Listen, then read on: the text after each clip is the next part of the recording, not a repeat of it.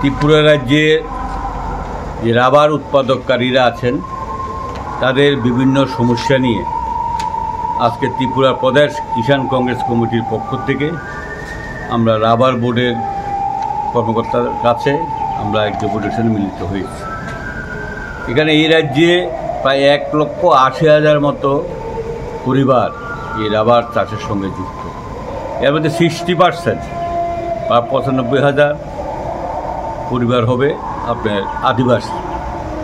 এই রাবার উৎপাদনের মাধ্যমে, রাবার চাষের মাধ্যমে তাদের জীবিকা নির্ভরশীল।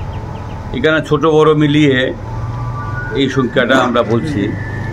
বর্তমানে দেখা যাচ্ছে এখানে তারা ন্যাচারাল পদ্ধতিতে আপনার এই সূর্যের আলোর মাধ্যমে তারা আপনার রাবার শিটগুলো শুকাতে হয়। এতে গিয়ে রাবার শিটের যে কোয়ালিটি তারা মেনটেন করতে পারছে না, যার ফলে রাবার শিট কম দামে বিক্রি করতে হচ্ছে মার্কেটে। প্রতিনিয়তই রাবার রেট আপ ডাউন করে ডিসপ্লে বোর্ডে দেওয়া হয়, কিন্তু ডিসপ্লে বোর্ডে যদি 190 টাকা থাকে, রাবার চাষিরা সেখানে 160 টাকা 155 টাকা এরকম বিক্রি করতে হচ্ছে।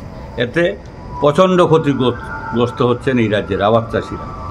এটা তারা যাতে আন্তর্জাতিক মানের সঙ্গে তাদের কোয়ালিটি মেনটেন করতে পারে, এখানে এই রাজ্যে প্রচুর পরিমাণে স্মোক হাউস করা দরকার। এই বিনামূল্যে স্মোক হাউস করার জন্য আমরা আজকে দাবি রেখেছি। এখানে এই স্মোক হাউস করার জন্য ভারতবর্ষের টায়ার কোম্পানিগুলো, জেকে টায়ার, MRF এরকম বড় কোম্পানিগুলো তাদের অ্যাসোসিয়েশন প্রায় 1,000 কোটি টাকা দিয়েছে রাবার বোর্ডকে। ওনারা বলে আশ্বস্ত করেছেন আমরা এই টাকার থেকে আমরা শুরু করেছি স্মোক হাউস করার জন্য, ফ্রি অফ কস্টের স্মোক হাউস রাবার চাষিদের জন্য। এখানে আমরা দেখতে পাচ্ছি যে রাবারের মূল্য মার্কেটের চেয়ে তারা ডিসপ্লে বোর্ডের থেকে অনেক কম।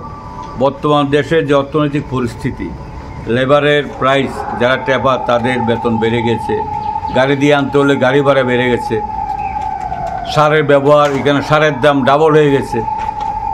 তো যে রেট এখানে তুলে ধরা হয় সেই রেটগুলো ওই চাষিরা যে পায় এতে তাদের পোষায় না। মিনিমাম ন্যূনতম পক্ষে 300 টাকা করা দরকার। যে RPS কমিটিগুলো ভেঙে দেওয়া হয়েছে, 245টা RPS কমিটি ছিল এই রাজ্যে। এই RPS কমিটিগুলোকে আবার যাতে পুনর্গঠিত করে আবার যাতে তাদের কাজকর্ম পরিচালনা করার সুযোগ দেওয়া হয়, তার জন্য আমরা দাবি রেখেছি। যে আমাদের দাবিগুলো ওনারা যথেষ্ট যৌক্তিকতা স্বীকার করেছেন এবং এগুলো ইনিশিয়েটিভও করেছেন। আমাদের আরেকটা দাবি ছিল, এই রাবার বাগানে কিছু সারের প্রয়োজন হয়, ইউরিয়া, রক ফসফেট এবং পটাশ। এগুলি ওপেন মার্কেটে এখন ডাবল দাম হয়ে গেছে। সরকারিভাবে যাতে এই সারগুলি পাওয়া যায় সেটা যাতে একটা ইনিশিয়েটিভ নেয়, সাবসিডির মাধ্যমেও যাতে দেওয়া হয়, অন্তত বিশেষ করে আদিবাসীদেরকে, এটা আমরা ডিমান্ড রেখেছি।